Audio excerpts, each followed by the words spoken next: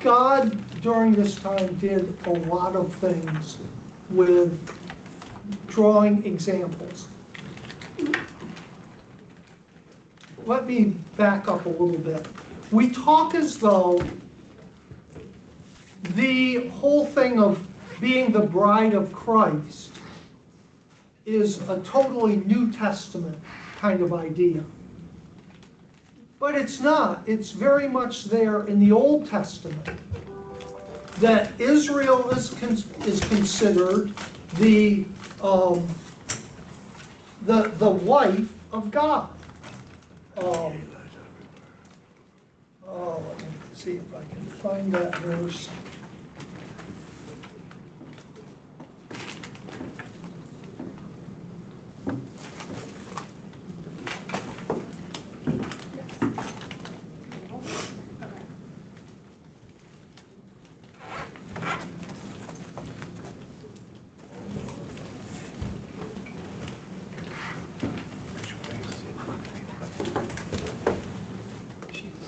That should be better. Is in Ezekiel 16.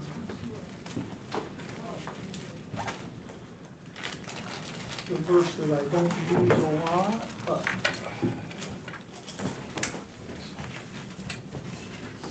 yeah. Ezekiel 16.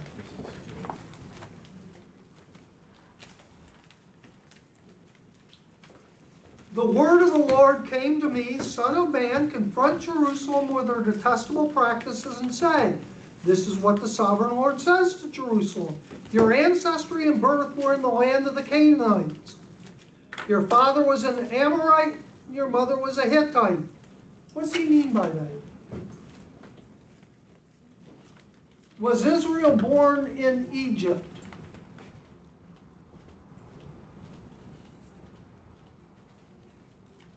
No. No. Where was Israel born? Canaan. In Canaan. God said, go to Canaan, not Egypt, Abraham. On the day you were born, your cord was not cut, nor were you washed with water to make you clean, nor were you rubbed with salt or wrapped in cloths. No one looked on you with pity or had compassion enough to do any of these things for you. Rather, you were thrown out in the open field, for on the day you were born, you were despised.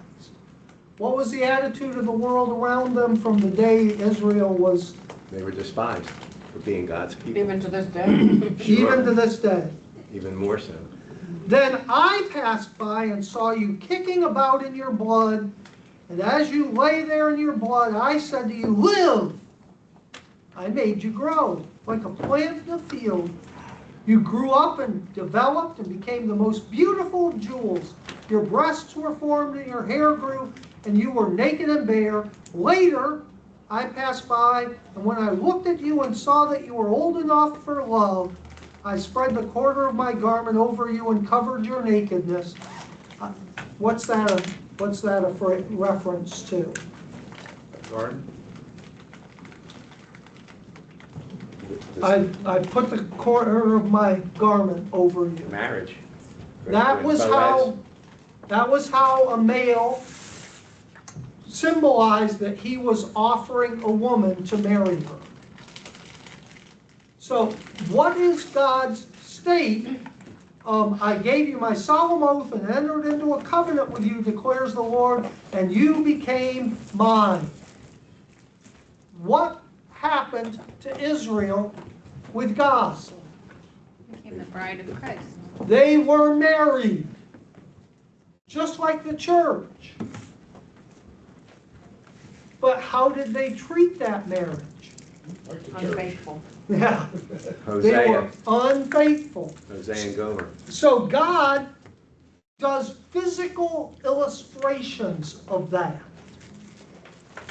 He does the one with Hosea. What's he say with Hosea? Marry a Marry a prostitute that's going to be unfaithful. Go out and marry a prostitute. You want to blow? I have heard people talk about when they reach out to Jewish groups, they say, well, you know, Hosea the prophet married a prostitute. No way! And they go there and show the verses. I've said, yeah, I actually told some people that that's Israel's relationship with God. Because they do have a love-hate relationship Yeah. with God. There's more hate than love.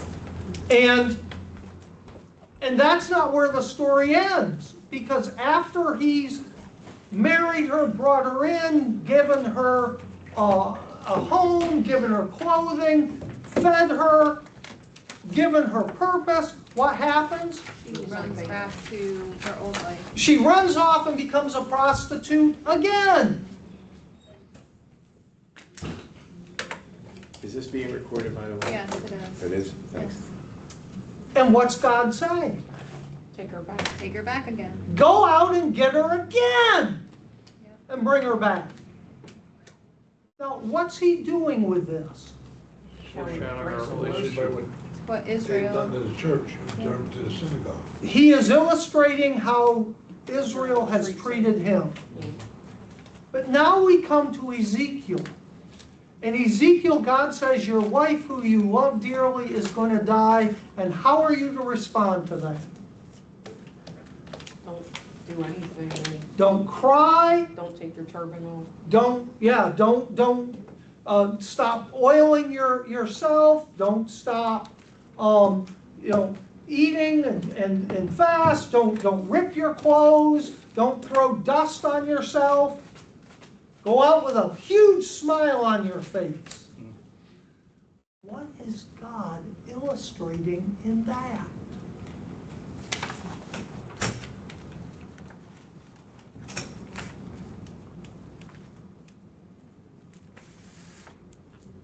We can see what he's illustrating with Hosea and Gomer.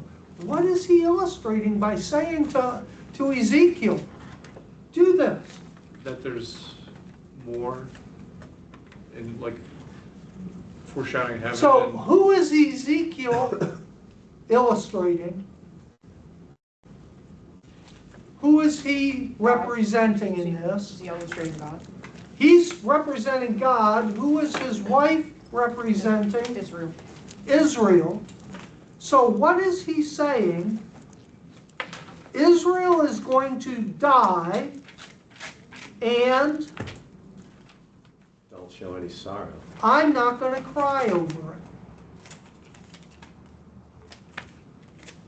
I'm not going to show mercy to you. You have brought me to the place now where I'm not going to repent of this. I'm not going to let you talk me out of it. I am not going to feel bad about it. You have made your choice. Therefore, I'm not going to go around mourning over the fact that you chose to back away from it. what verse are we in Ezekiel? And that's exactly what that is foreshadowing is what? Babylon. The Babylonian captivity. Is God up in heaven going, oh, I feel so bad for Israel? No, he says, no. You made your choice. Now you're going to get the response. Now, the day's going to come when I'll speak kindly to you again. But you won't be alive to see it. 70 years is going to... How many people that were of the age where they understood what was happening were alive when God said, you can go back? None. Well, not none. Daniel was still there. But if you figure, what's the age where you really kind of understand what's happening? 12, 13. Maybe even 8. I understood life when I was like 4. Not. 4 or 5. Not better. Yeah, I did. So if it's a 70-year captivity, how old are anyone who was really aware of what was happening, who didn't have a kid perspective on the world? 80 plus. 80. How many people lived to 80 in 600 BC? Not too many. Some. But was that the normal? What's the normal life expectancy in America right now? 77, No, it's lower. 76, Did 77. you see that, did you see that happening here? You know, God showed us 9/11. Yep, People like on their knees praising, and within a month it's over. yep. They totally forgot what God allowed them. So for those people that went into captivity, those people, did they ever get out of captivity? The absolute max, most of them. No. And even if you lived through the captivity, what are you now? Old. Are you able to take an 800-mile walk across the desert to get back to Israel? No. Not very easily. So God's saying, am I going to show mercy to you people? No, I'm not going to weep over you. Your children or your grandchildren, I'll deal with them. But you, I've got dry eyes. I'm sorry. What verse in Ezekiel are we again? 24. By the way, what were you, the first one you read, and you read a lot from it, and I think you said that one of the first things you said about Israel being despised by That others. was Ezekiel 16. Ezekiel 16. 1 to, I ended at 8. 16, 1 to 8. Yes. Thank you. But what she asked about was 24. So now, God is saying that I'm not going to feel sorry for you. I'm not going to cry over you. Have I cried for you in the past? Yeah. Have I wept? And as Isaiah says, did I stretch out my hand to you again and again and again? Am I going to stretch out my hand to you now? No. Is it a point of no return? I don't mean, I know that in the future, but it's saying with that group of people. Right now. Yeah, that's the point of no return. Yep. And it goes back to what brought that about. What brought that about? Was it Moses? What he did? No.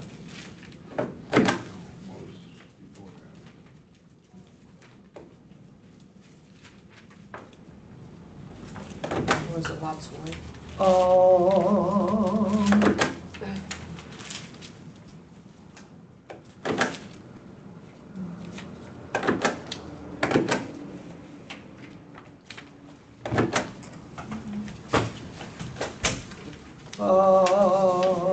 Second Kings 21. 2 Kings 21. No, yeah, help if I was in 2 Kings and not 1 Kings. 2 Kings 21.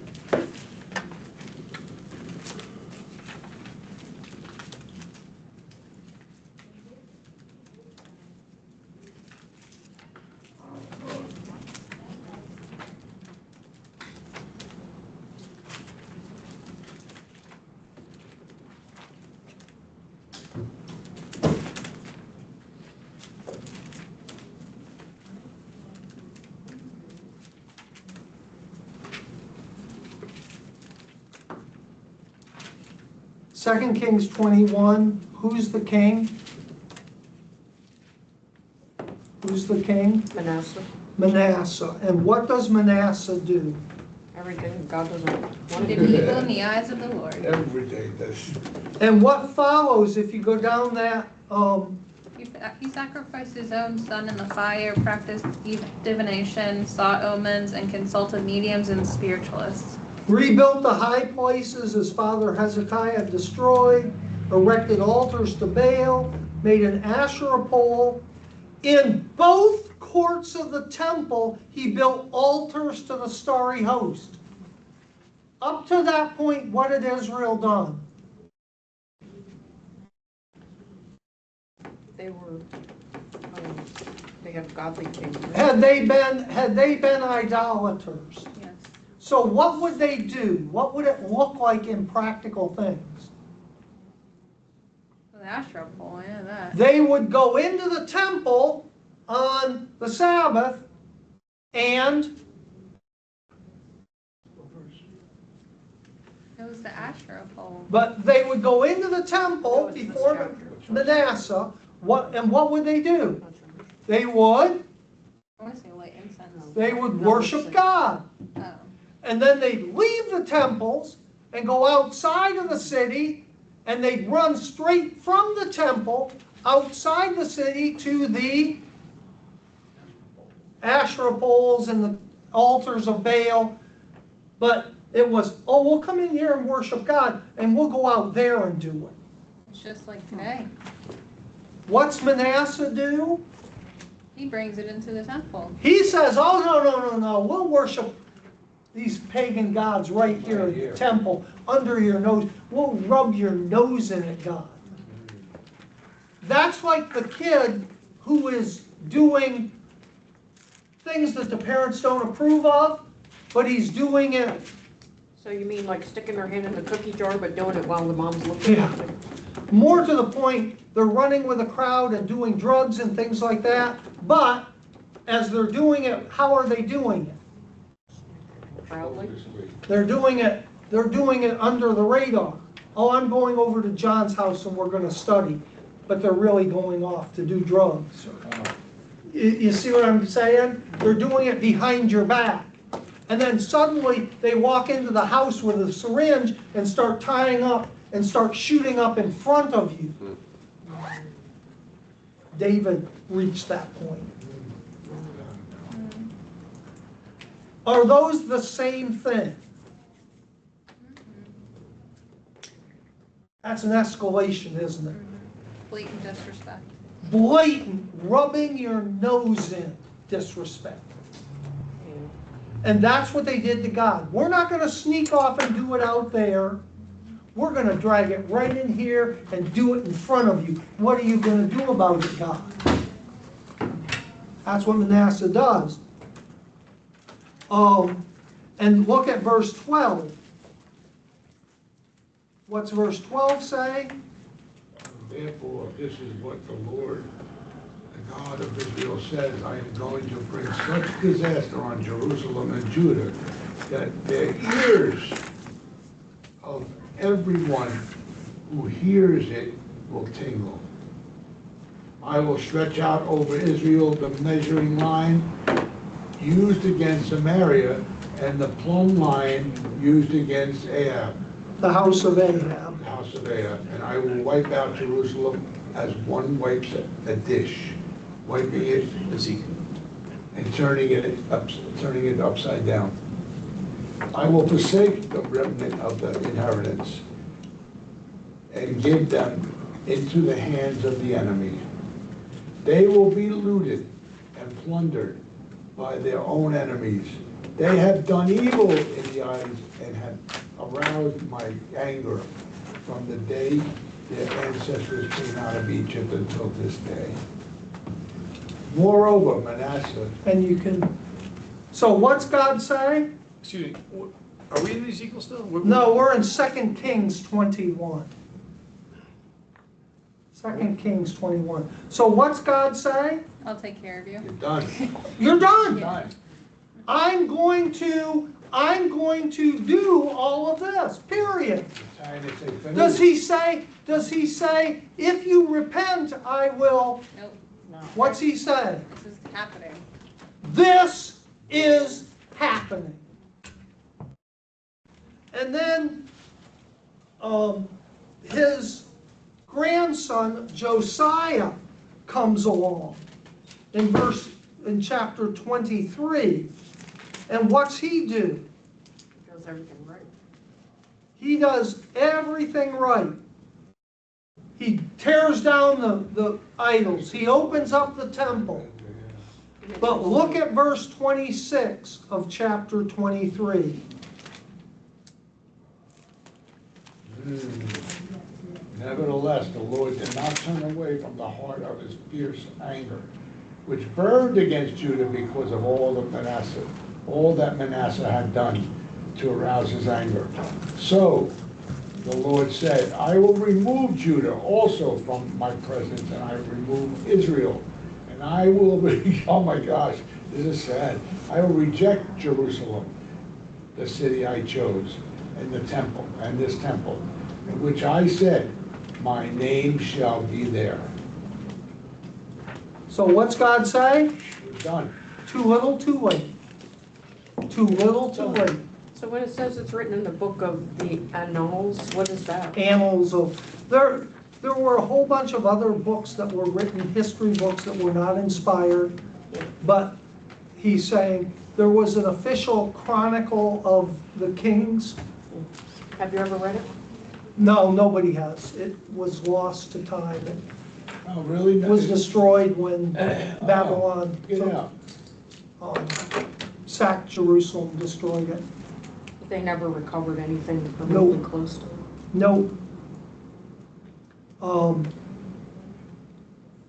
So God comes to Ezekiel, and the people are thinking, oh, we've turned over a new leaf.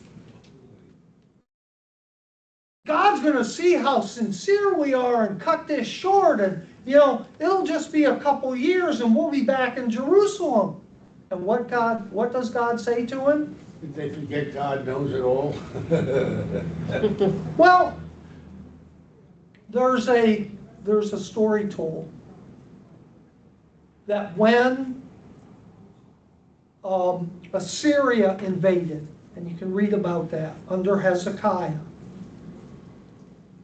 they came up to Jerusalem. They destroyed every fortified city, every army that had tried to slow them down. But they came up to Jerusalem. Hezekiah went into the temple and prayed. You can read all about it in Isaiah and in Kings. And God wiped out the Assyrian army. And so when Babylon comes, a century later, 80 years later, they believe, well, God will never let the temple fall. So as the city walls were being The breached, Jews believe. yes, they ran into the temple and were like, nah, nah, nah, nah, nah, you can't get us in here. And the Babylonians came in and massacred them in the temple and destroyed the temple and threw it down. Because you see, they presumed that because God had done this in the past, he was obligated to do it in the future. And their history with God was, God would get angry, they would make a token repentance, and God would back off. Where do we see that? Well, in the church. Well, but where do we see that in the Bible? Pharaoh. Yes, but where from Israel? In the desert, Specifically, what book in the Bible? Exodus. Sometimes, but there's a book that's dedicated to that. Judges. I'm just going to say Judges. Judges. What happens? Israel does evil. And God slams them. And as soon as God says, oh, we went too far, we'll back up a couple steps. And every time, what does God do? Come off the hook. He rescues them. And as soon as he rescues them, what do? They go back. They go right back and do it again, and they learn this. Have you ever seen a kid that's never really punished? I'm going to ground you for 6 months, and 2 weeks later they're right. Maybe the same day. Oh, they learned their lesson. Do they learn their lesson? No. Yeah, the lesson is they can have a license Get away with to it. get away with it. Yeah. No consequences. Mom's worth. My dad used to do that to me. You're for the summer, and then by the end of the TV show, it was okay. But Yep. one time, I stole something from a store, and they made me. Besides my mom giving me the beating of my life, they made me stay in for the entire summer. And Wow. I was young. I was like 12 years old or something like that. I could watch kids play, but I was not allowed out. Wow. And they stayed the whole time. And you not get to until- look out the window and watch I could watch them play football in the That's street. fun to Oh, do it drove me that to me. crazy. That's probably And more I kept waiting for them, and they did not receive You, it. you found their ceiling. Yeah. Yeah. So this is exactly what God's doing with Ezekiel. They're assuming, because it's always worked in the past, just like you're saying, oh, they'll relent, God will relent. And so he says to Ezekiel, you need to drive this lesson home. You love your wife, just like I love Israel. But when she dies, you're not going to shed a tear, because I'm not shedding a tear over them right now. You're not going to mourn or put on mourning clothes or do any of the rituals, because that's not what I'm doing. They've made their bed, now they're going to lie in it. And I'm not going to cut it short one single day. They'll serve their 70 years this time. And Ezekiel dutifully does it. You know, Proverbs does that in Proverbs chapter 1, and I read Proverbs I try to read them every day, and so I'm reading it over and over again every 31 days. And when you're reading, fear of the Lord is the beginning of wisdom, excuse me, wisdom crieth without, it's there, it's there, it's there.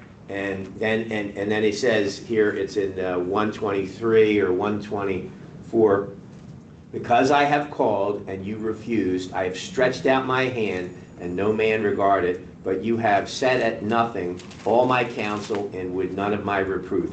I also will laugh at your calamity. I will mock when your fear cometh. When your fear cometh as desolation, your destruction cometh as a whirlwind.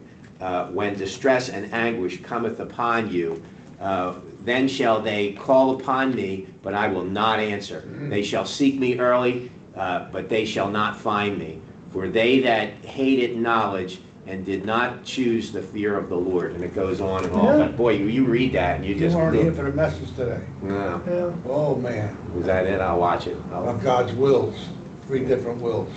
And yes, he does turn away. Yeah. So that's exactly what he's doing here, is he's saying, first of all, were most of the people in Ezekiel's day literate people? No. So how did they get their messages? Did they read the scrolls of the... They had to By hearing. They heard it. How much of what you hear without being able to write it down do you really retain? I don't too much. Yeah, they say that the average is something like 1 in 10. 10%. 10%. Not me. I think I'm 7. But what is lived out is a picture for you. How much of that do you retain? A lot more. Pictures worth 1,000 words. Until So- ChatGPT. So, yeah. So Ezekiel is becoming a living story for them. He is illustrating this point of how God feels in a dramatic way, and they're going to be asking him, your wife just died. When are we going to, what do they do? They said ship it back then. Yeah, well, they did the forerunner of it, but when are we going to come over and have the morning time? When are we going to weep? Nope, not going to happen. Don't you think it was hard for Ezekiel though? Oh, I think it was terribly hard. And the same thing with Hosea too. Yeah. And what is God's point to them? What's God's point to them? I didn't hear the question.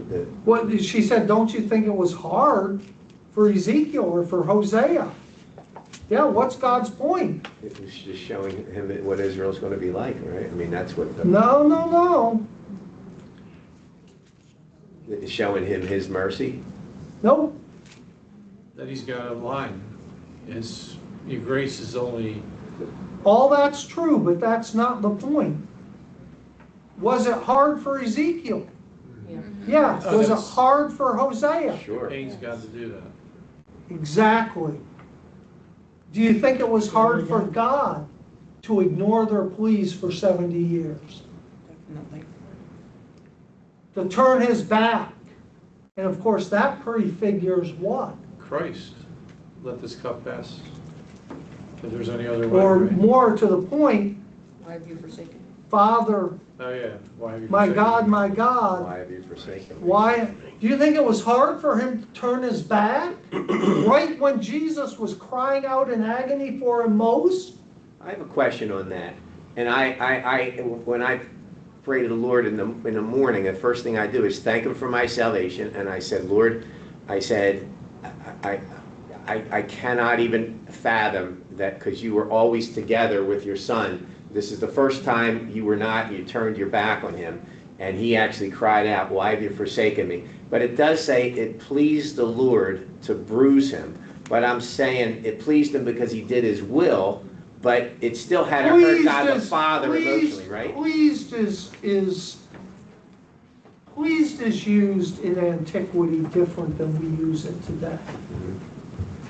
How do we use pleased? To ask. It pleased me to give, Satisfied. that it made me happy. That's not what it meant in the past. It was a saying that basically means it was part of the plan, and he went through with it because he was committed to it. Part of the whole. Because I was saying, I would think it would have hurt the father just as much as it hurt the son in that relationship. But didn't you think that he's gonna raise him again? Yeah, but it still had to hurt him emotionally, the Sure. fact But that, his son you know, was like, sick. they were always together, and even when they were separated physically, you know, they were still together, but when he was the sin, the full brunt of everything came upon Jesus, so God turned his back. Being holy can't look upon sin. He never did that ever. That was an example for us. Yeah, the King James translates it, it pleased him. Yeah. It's Isaiah 53:10.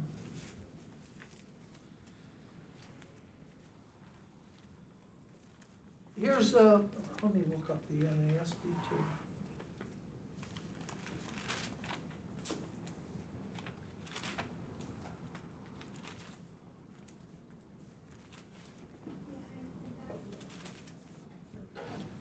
Like, when you see that, I know he had to It was hurt the Lord's too. will to crush him and cause him to suffer. And though the Lord makes his life an offering for sin, he will see his offering and prolong his days. And the will of the Lord will prosper in his hand. I believe he was pleased because he did the will. But it's not pleased. I'm saying that is not a good translation And what is for your, modern English. what do you have there? Yet it was the Lord's will to crush him. Yeah, I know. Or So you put, yeah, it was the Lord's will to crush yes, him. or the NASB translates it this way, but the Lord desired to crush him. He desired because it was the only path. It was his plan. Yeah, Yes. okay. So it's not about the modern concept of please. Ooh, this is great. Yeah. Let's roast weenies and marshmallows and make a party out of it. Yeah. No, it's not that kind of please. This was his plan, and he carried it out in that way. Thank you. That made a lot more sense. And that is one of the problems with the King James, that the language has shifted in 500 years. Mhm. The most telling one is 2 Thessalonians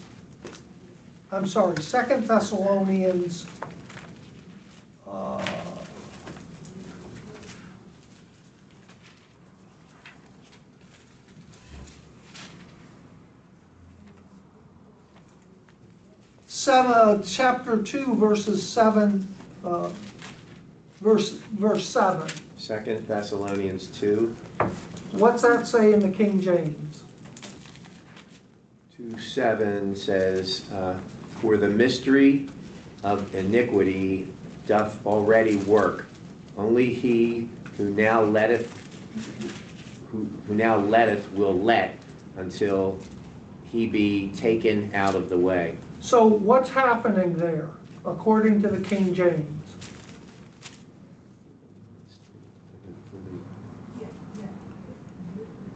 The way that sin works, only he now, I don't know. Mystery? For the mystery of lawlessness is already at work.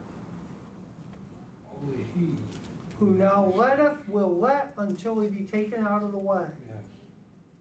So how I would say that is, there's this secret power of Oh, iniquity. I see it now, the Holy Spirit being taken away, right? And the Holy Spirit is allowing this and will continue to allow this. No, he's restraining. But it says he letteth. Yeah, You see, 500 years ago, what did the English word let mean?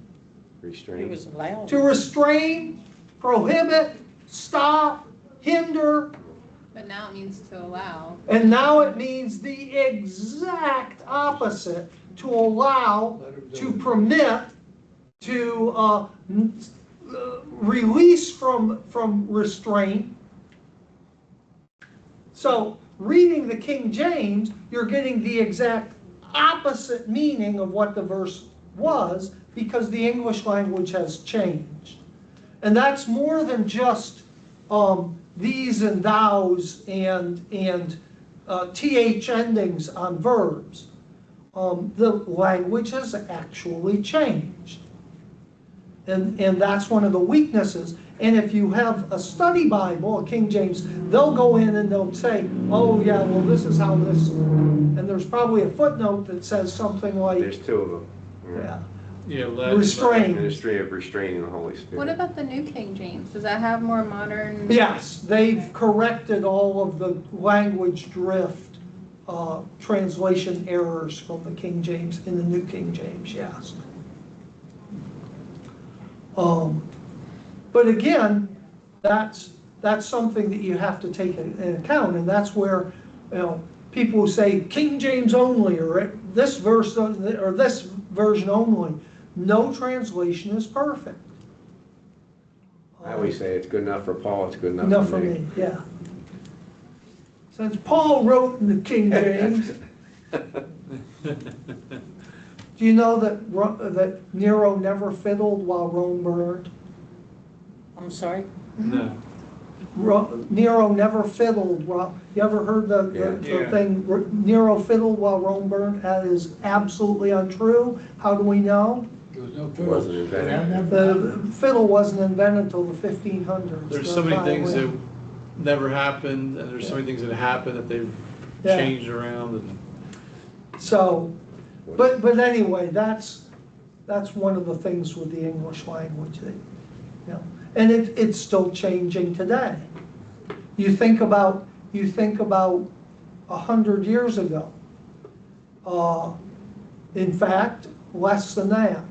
One of my favorite cartoons when I was a kid was, Flintstones. I love Bugs Bunny, yes. Flintstones. The Flintstones. What's the song to the Gay Old Flintstones? We'll have a gay old time. What did that mean in 1950 or Happy time. happy, celebratory time? And today, not exactly. Rainbow. One And of that's our, also a Yeah, the rainbow, strategy. look at that. That's Yeah. also a Doesn't mean the strategy, same like thing taking the used to be. rainbow, Yeah. taking the language, because that's what they do. But like bad, cool, Yeah. fat, PHAT. So my point is language constantly changes. Yeah. Yep. And if you're going to translate something, you have to make sure that the translation doesn't drift from the language as it's now used. Or you get somebody, wow, the Holy Spirit's allowing him to do this, and it's going to keep on allowing, and then he's taking it out of the way, and I guess he'll stop allowing it. That makes no sense to me. I got a guy who's really on fire for the Lord, and he goes into his barber shop, and he's talking, oh, you have no idea what God is. The barber says, listen, I appreciate what you believe. I'm an atheist. Don't talk to me about this. So the guy thought to himself, "Oh, I better not, he might ruin my hair." So he said, okay, I won't say another word. Guy cuts his hair, pays him, goes outside, walks down the street, and he sees a guy, scruffy, dirty, filthy, and he gets an idea. He runs back into the barber shop, and he says, "You know, I don't believe in barbers." He said, "What do you mean? I just cut your hair, you look beautiful." He said, "There's a man down the street all scruffy and dirty, and you're not doing nothing about it." He said, "Well, he never asked." "That's precisely what you're telling me. You never asked God to help you." Ah, Pretty good. I was asking atheists, do you know everything about everything? yeah, They're like, no. I'm like, okay, cool. So you don't know for a fact. So maybe you're agnostic. And most of the time, they're like, yeah, you know, I never thought about that. You're like, somewhat cool, incremental. what was You did bring one it of the up. first things that was said when man entered outer space, or at least the threshold of outer space?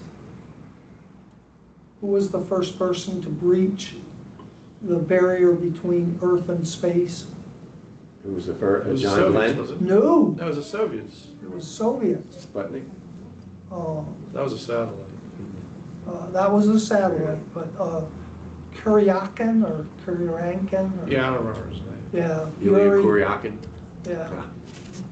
Man from Uncle. It was Yuri something. And what Margaret? was one of the first thing he said? The heavens declare the glory?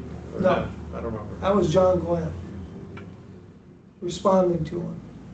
I have been to space. God isn't here. There is no God. Wow. Well, that was probably written for him. I have gone this far into the room, and there's no way God's any other place in the room.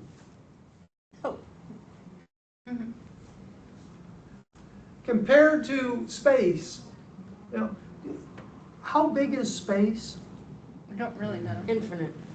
Well, they don't think so, maybe.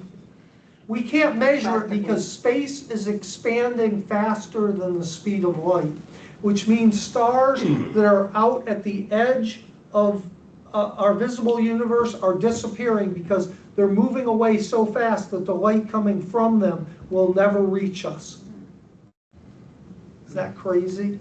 Yeah. Or you're looking at a star that doesn't exist because you're looking at the past. Oh, yeah. But they say it's something like 46 billion light years across. Is all matter already, like when God finished, that is the end as far as matter goes? Everything that is expanded comes from that matter? Do you know what I mean? Like everything that was made was made? This is one of the reasons why I believe in a long day creation, not a 24-hour day. What are each of the days? 24 hours. There was evening for the Jews. The day begins at evening. And there was morning, first day, second day, third day, fourth day, fifth day, sixth day. You're saying we're still in the Sabbath, is what you're saying? It never ended. And then there's the seventh day. What's missing on the seventh day? It wasn't the morning? It never ended. There was the evening and the There was morning? no evening or morning.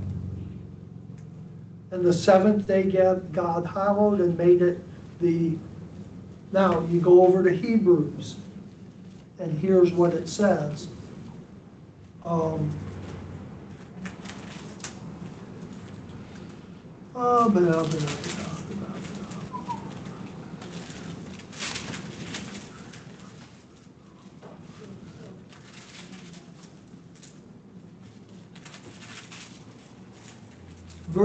Chapter 4, verse 3.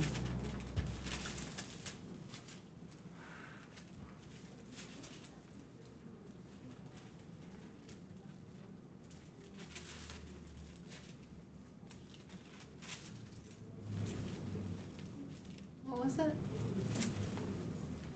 Hebrews 4:3, what does that say? For we which have believed to enter into rest, as he said, as I have sworn in my wrath, if they shall enter into my rest, all of the works were finished from the foundation of the world. So what is he saying? Into my rest. All the the foundation That- of the world stopped from finished. His creation was finished, Mhm. and now we are still in that rest. Yeah, but Verse 9. wouldn't the sixth day be the end of creation? Correct. And the Sabbath would have Yeah, been. the Correct. seventh could never end because. Correct. So if the seventh day started however long ago, when God stopped physical creation, Mhm. and is still going today, how long's the seventh day? Forever. Endless. No, it's not endless. But is it 24 hours? Has it been 24 hours since You're God saying stopped all the other creation? days were 24 hours, but the seventh day was not? That's inconsistent. When you have prophecies, the pattern holds through the whole prophecy. So if the seventh day is longer than 24 hours, The other days have to be the other longer. days should be too. Mhm. When does the seventh day end? When Jesus returns. Nope, The new heaven and the new earth. Revelation 21. And I saw a New New heaven. heaven. and a new earth, for the Former things. old Has heaven passed and away. the old earth had passed away. Is God creating physical things again? Yeah. Yes. Was that Revelation? 21:1. Okay, and I agree with that, but I'm saying right now, from now, time to the end of time, like that would be eternity starting, Right. what you're talking about. So I'm saying, time-wise, there's no new, Yep, no new matter. You know No. what I mean? Like Right. a star could blow up and cause 4 stars, but it's the same matter. Yep. There's only so much matter. yep. What's the matter? What's the matter with you? And Hebrews says that the Big Bang is true. Hebrews says that the Big Bang is true. Look at Hebrews 11. What does the Big Bang state? Expanding universe, right? That the entire universe sprang out of a point of space so small that it couldn't be seen.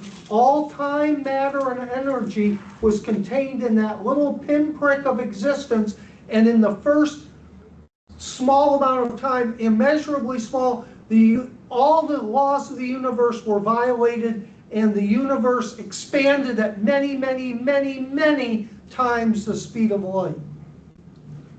And then it slowed down. Yeah, I get that verse. What does Hebrews 11 say? 11 what? It's the faith chapter, right?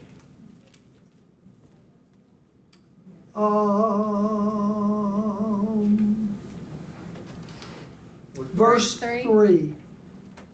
By faith we understand that the universe was formed at God's command, so that what is seen was not made out of what was visible. So, was the creation created out of this big visible thing that God just worked with? He took something invisible and he formed the entirety of creation out of it. What's the Big Bang say? There was this tiny point, it violated all the laws, we don't know how it happened, the universe sprang into existence. Isn't that saying the same thing as Hebrews 11:3? So when a scientist tells you it's a Big Bang Theory, you say, no, it's a fact. Yeah. And tell them to go to Hebrews 11:3. Yeah, So basically nothing existed. I mean, God was there, Yep. but there was nothing. Other there was than- nothing, what did not exist? 3 things. Time, matter, and space? Time, matter, and what's the cognate with that matter? There's always an equal, there's never a destruction or creation of these 2 things. They only flow back and forth between each Now, other. time, matter, and space? Time, matter, and energy. Energy. Time, matter, and energy. Matter implies space because matter has to have, space is simply the place where those three things exist. I remember being a kid and watching Star Trek, and you just see the spaceship. Every scene in every episode is just moving forward, and I'm thinking, does that mean space like never ends? They just go forever and ever and ever in a spaceship? How fast is light?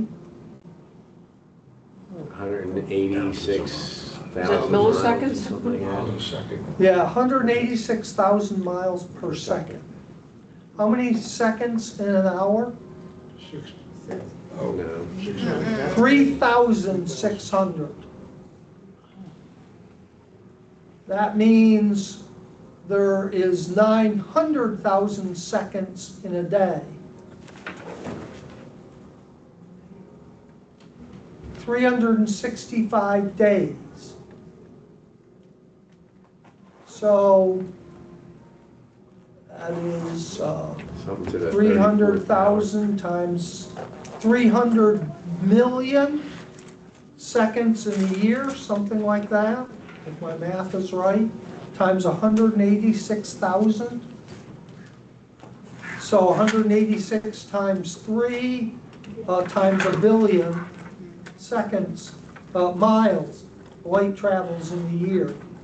And we're talking 46 billion years of light traveling that fast.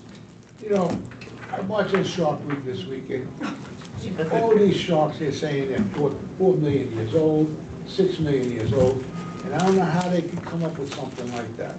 There was ever no record at all about how it could possibly be a million years old, or 4 million years You would believe that, right? I don't have, I could believe that it happened 2 seconds ago or 200 million years ago. And either one doesn't affect me in the least. I understand that, but aren't they giving you Why did they originally do that? Dinosaurs? Why did they originally espouse an old Earth? Evolution. To give evolution time. Why did Christians originally oppose it? Oh, The Bible didn't have it in there.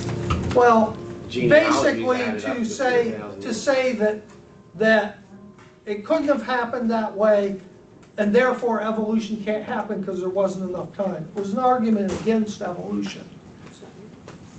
Here's the problem with that. Do you need to have a short Earth for evolution not to work?